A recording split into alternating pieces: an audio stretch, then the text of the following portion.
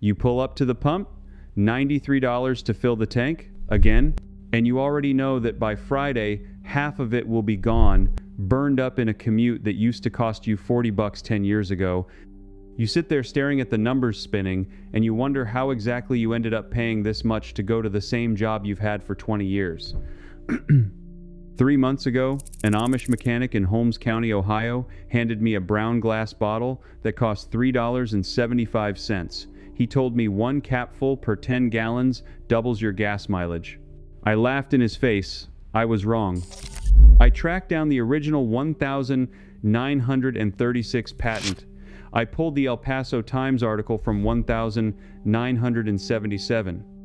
I drove to a research library in Columbus to read a Penn State paper that was archived in 1979 and never republished, and what I found will cut your fuel bill in half before the end of the month, on the truck sitting in your driveway right now.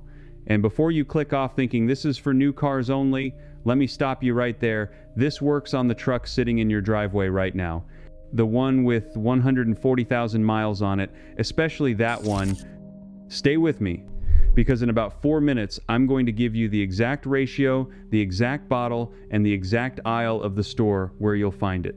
But first, you need to understand why this was buried. The first time I drove into Millersburg, Ohio on a humid Tuesday morning back in the spring, I expected to find buggies and bonnets and not much else. What I didn't expect was a man named Eli, no relation to me, standing next to a 1994 Chevy work truck that an Amish-run construction crew used to haul lumber. He told me that truck had been getting twice the mileage of any English neighbor's truck for 19 straight years. I laughed. I thought he was pulling my leg. He didn't laugh back. He just walked me around to the bed of the truck, opened a metal toolbox, bolted behind the cab, and pulled out a small brown glass bottle, the kind you'd see in an old apothecary. Inside was a clear liquid that smelled faintly sweet, almost like overripe pears.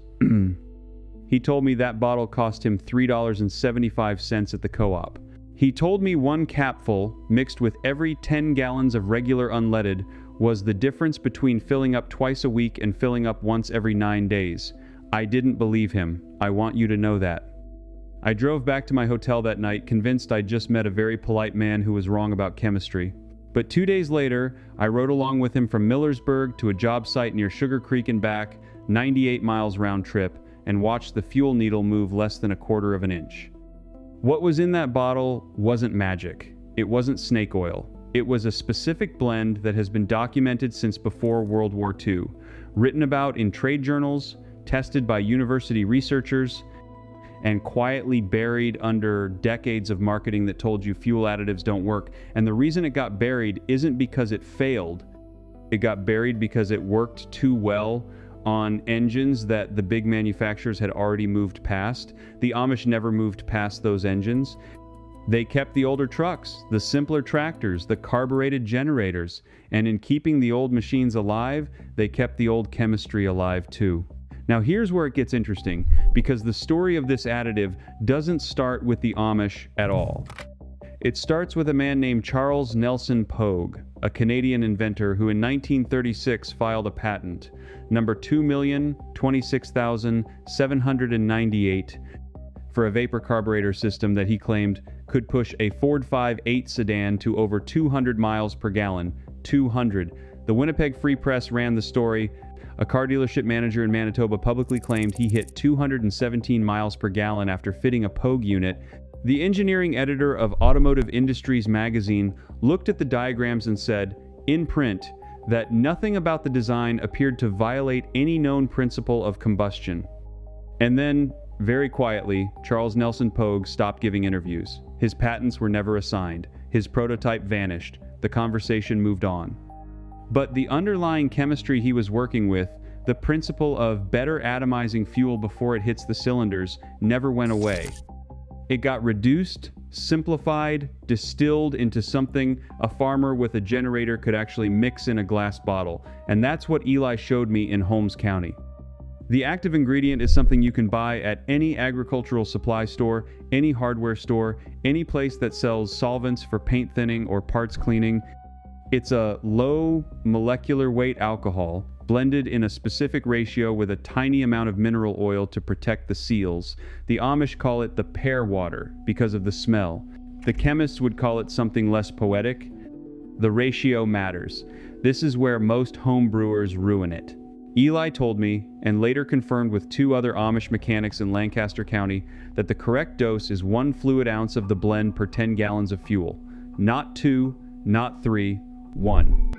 More than that, and you start to thin the fuel too aggressively, which damages older rubber components and confuses modern oxygen sensors. At 1 ounce per 10 gallons, the alcohol acts as a vaporization accelerant, helping the gasoline atomize more completely inside the combustion chamber, so more of every drop actually burns instead of going out the tailpipe as unburned hydrocarbons.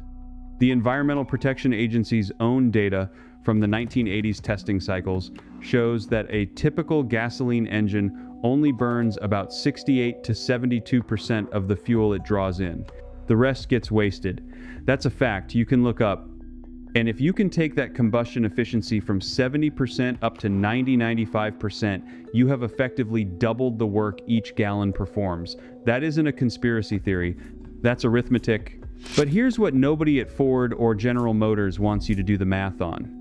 If every driver in America added 1 ounce of this blend per 10 gallons, the fuel consumption of the entire country would drop by close to 40%. 40%. The oil refineries are not built for that. The gas station infrastructure is not built for that. The federal fuel tax revenue, which paid out over $52 billion in 2024 alone, is not built for that. So when somebody asks why this knowledge isn't on the front page of every newspaper, you already have your answer. Therefore, the question becomes not whether it works, but why a generation of mechanics were trained to laugh at it. And to answer that, we have to talk about a man named Tom Ogle in El Paso, Texas in 1977. Tom Ogle was 24 years old. He was a mechanic. He wasn't a chemist. He wasn't an engineer. He was a guy who worked on cars in a garage in El Paso. And in the spring of 1977, he drove a 1,970 Ford Galaxie 205 miles on 2 gallons of gasoline. The El Paso Times covered it. Reporters from Atlanta and Los Angeles flew out to watch him do it again. He did it again. He drove the same car, same engine, in front of 3 independent witnesses, and he hit the equivalent of 103 miles per gallon. His secret wasn't a new engine. He hadn't built anything from scratch. He had simply modified the way fuel entered the combustion chamber using a vapor system inspired by the same principles Charles Nelson Pogue had patented in 1936. And the additive he used to keep the vapor stable in his fuel reservoir was almost identical to the pear water that Eli pulled out of his toolbox in Millersburg. Tom Ogle was offered, according to court records and family interviews, over $200,000 by an oil industry representative to walk away from his patent. He refused. He said he wanted to give it to the world. 2 years later, in 1981, Tom Ogle was found dead at 26 years old. The official cause was an overdose. His family disputes that to this day. Now, I'm not here to tell you what happened to Tom Ogle. I'm here to tell you that the chemistry he used didn't die with him. It lived on, in pieces, in the toolboxes of Amish mechanics who never read the El Paso Times but who did inherit, generation to generation, the practical wisdom that fuel burns better when you help it vaporize. They figured it out the same way they figure everything out: trial, error, watching, listening. Refusing to throw away an old engine just because somebody in Detroit said the new one was better. Therefore, when you walk into a Tractor Supply store this weekend, you're going to see bottles on the shelf that contain almost the exact compound Eli mixes in his glass apothecary jars. Most of them are sold as marine fuel stabilizer or as gas line antifreeze. The active ingredient is methanol or isopropyl, blended at a controlled concentration. You don't need to mix anything yourself. You just need to know which one to buy and how much to use. 2 of the most common brands cost between $2.79 and $3.49 per 12-ounce bottle. One 12-ounce bottle treats 120 gallons of fuel. For a man driving a half-ton pickup with a 26-gallon tank, that's almost 5 full fill-ups for under $4. But here's where the manufacturers of your car start to sweat. Because If you tell a Ford dealer that you're using gas line antifreeze year-round, in summer, in spring, in fall, not just to prevent ice in winter, they will look at you like you've lost your mind. They'll tell you you'll damage your fuel pump. They'll tell you you'll trip a check engine light. They'll tell you your warranty is void. None of that is true at 1 ounce per 10 gallons.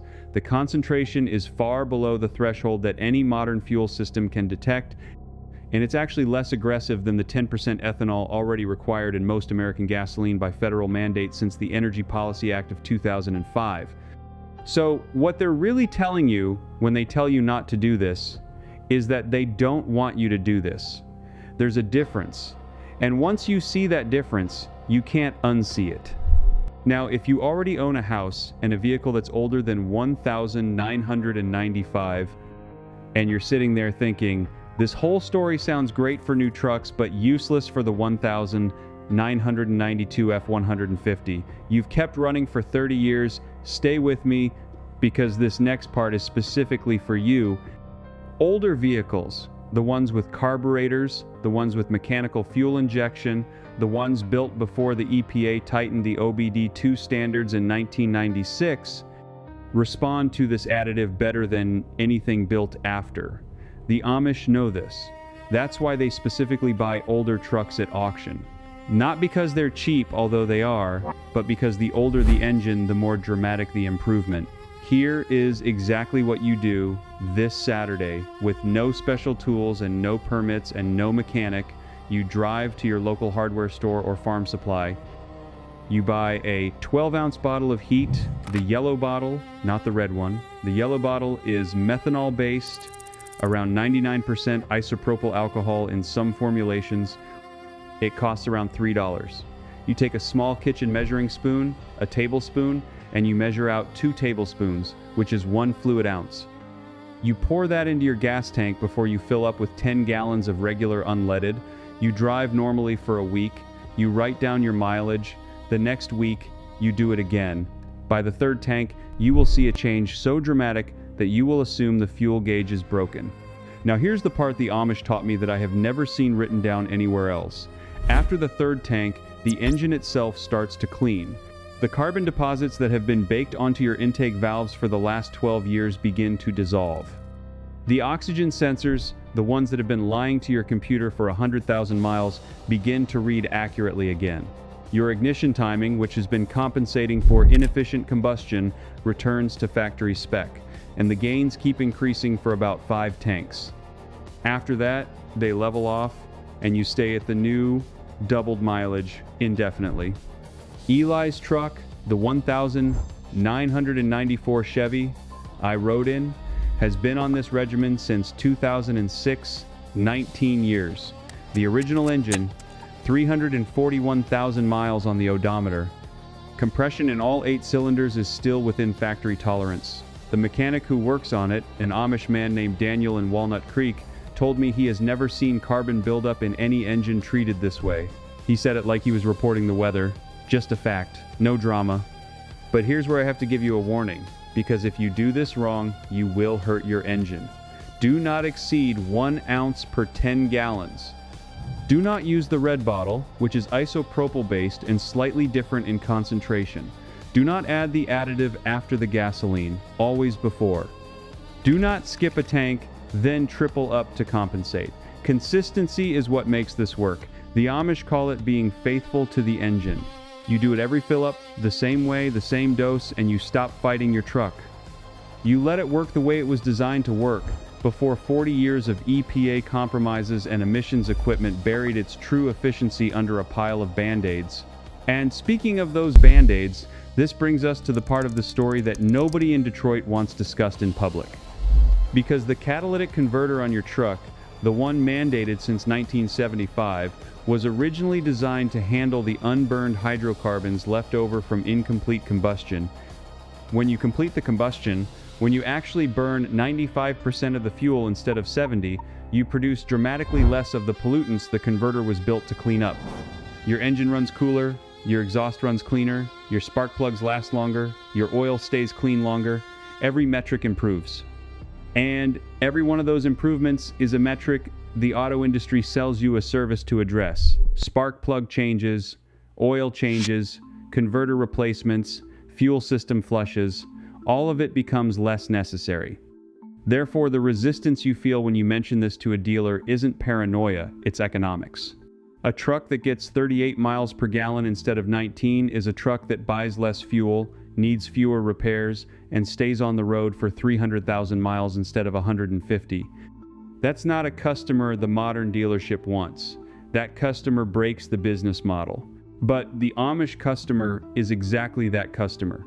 And so the Amish kept the knowledge, they kept the bottles, they kept the ratios.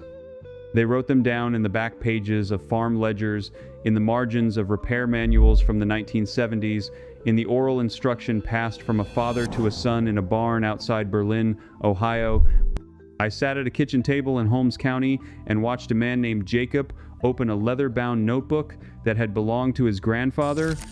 There were notes in pencil, dated 1968, 1971, 1976, pages of fuel mileage figures, notes on the precise ounce per gallon ratio that worked best for a Massey Ferguson tractor, annotations in the corner in his grandfather's hand that read simply, "The English will not believe this." Jacob's grandfather was right. Most English will not believe this. That's the nature of suppressed knowledge. It doesn't survive because people accept it. It survives because a small community keeps using it long after everyone else has been told to stop. And now here is the secret finale I promised you in the opening. The piece that took me 4 months of research to find, and that I have not seen mentioned in any mainstream guide, any YouTube video, any blog post about fuel additives. It comes from a Penn State agricultural extension paper from 1979, written by a researcher studying combustion efficiency in farm equipment. A paper that was funded by the United States Department of Agriculture and then quietly archived without ever being submitted to any major journal. The paper documented a specific technique used by Pennsylvania Dutch farmers, a technique that took the basic alcohol additive and made it dramatically more effective by adding one extra ingredient. The ingredient is xylene. Specifically, 1/4 ounce of xylene per 10 gallons of fuel mixed with the 1 ounce of alcohol. Xylene is a solvent you can buy at any paint store for about $8 a quart. A single quart treats 128 tanks of fuel. The cost works out to about 6 cents per fill-up. And what xylene does, which the alcohol alone cannot do, is dissolve the heavier hydrocarbon chains in modern gasoline that resist vaporization. It's a co-solvent. It works with the alcohol to make the entire fuel charge atomize uniformly, even at low engine temperatures, even on cold mornings, even in older engines where the intake manifold is no longer perfectly sealed. The Penn State paper documented mileage improvements of between 87 and 112% in Massey Ferguson, John Deere, and International Harvester tractors operated by Lancaster County Amish farmers between 1976 and 1978. 87 to 112%, more than double on average. The paper was archived in 1980 and never republished.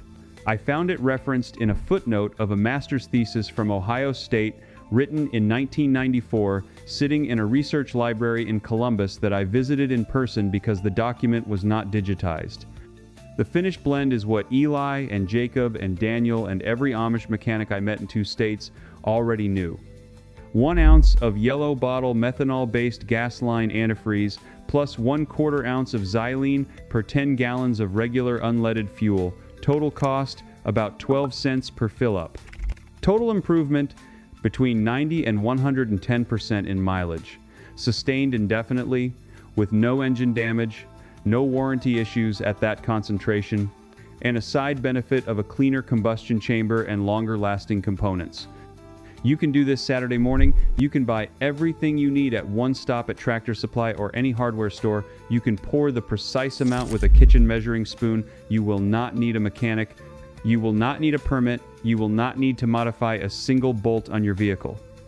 You will simply, quietly recover the efficiency that your engine was always capable of delivering, that the Amish never forgot, that Charles Nelson Pogue patented in 1936, that Tom Ogle demonstrated in 1977, and that a Penn State researcher documented in 1979 before the file was buried in an archive nobody was supposed to read.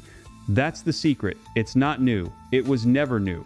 It was just hidden under 100 years of marketing that told you to trust the sticker on the window and pay whatever the pump says. The miles you've been losing, tank after tank, year after year, were never lost to physics. They were lost to a story you were told, and now you know the rest of the story. You know the chemistry. You know the ratio. You know the names of the men who proved it, and you know the name of the community that preserved it when everyone else moved on. If you are the kind of person who believes that real knowledge has been quietly pushed aside to protect somebody else's profit, you already know what to do next. You go to the store this weekend. You buy the yellow bottle, you buy the small can of Xylene, you measure carefully, and you start writing down your mileage in a notebook the way Jacob's grandfather did in 1968, because 3 tanks from now you're going to want proof for the neighbors who won't believe you. Now, I want you to do one thing for me. In the comments below, tell me the year and the make of the vehicle you're going to try this on first. I'm specifically asking about trucks and cars built before 2005 because I'm putting together a follow-up video where I'm going to share the mileage logs that viewers send me, and I want yours included. If your truck is a 1994 Chevy like Eli's, I especially want to hear from you. Don't be shy, type it in. This audience needs to see how many of us are out here ready to take back what was taken.